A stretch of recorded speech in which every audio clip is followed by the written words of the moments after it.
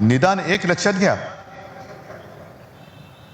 इतिहास वगैरे जो काय कोण बघत असेल, काय बघत असेल, मला कल्पना नाही. पण खंडोजी खोपडेचं नाव घेतल्यानंतर आपण काय बोलतो? सूर्याजी पिसाळचं नाव घेतल्यावरती काय बोलतो?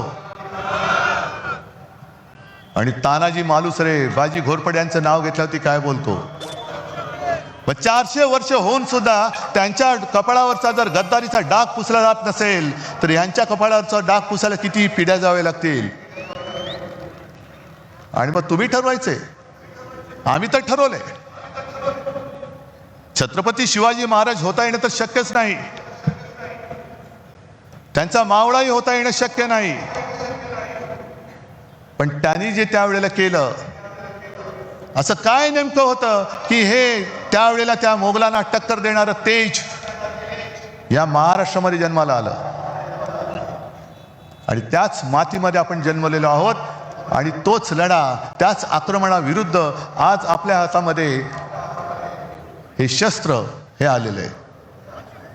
जगायचं कसं हे आपण ठरवायचं. इतिहासामध्ये नोंद आपली कशी झाली पाहिजे हे आपण ठरवायचं.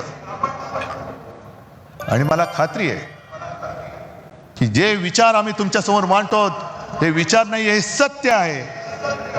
आणि सत्य नाकारून जर का आज देखील कोणी पुन्हा भाजपच्या नादी लागणार असेल तर केवळ आपलंच नाही तर ते त्यांच्या पण मुलाबाळांचं आयुष्य धोक्यात घालतायत. आणि म्हणून एकच हात जोडून विनंती आहे, मी हात इतर कोणासमोर जोडत नाही, पण हे जे काय सैन्य आहे, हातामध्ये भगवा घेतलेलं सैन्य आहे, त्यांच्यासमोर मी हात जोडतोय. आणि ते हात एवढ्यासाठी जोडतोय की आता वेळ आलेली आहे, हाताची घडी सोडा आणि हातामध्ये मशाल घ्या, इंजिन सोबत आहे आणि विजयाची तुतारी फुंका. आणि हे फक्त छत्रपतींचा महाराष्ट्र करू शकतो. जो सेनापती बापटांनी सांगितलं होतं ना, महाराष्ट्र मेला तरी राष्ट्र मेले. महाराष्ट्र मरू शकत नाही, महाराष्ट्र कोणी मारू शकत नाही. आणि जो राष्ट्राला मारायला येईल त्याला मारल्याशिवाय महाराष्ट्र राहत नाही, हे दाखवण्याची वेळ आलेली आहे. आणि तेवढंच करता ही जी काही एकजूट केलेली आहे ही त्याच्यासाठी केलेली आहे, ही गंमत म्हणून केलेली एकजूट नाहीये. आपण शपथ घेतली पाहिजे.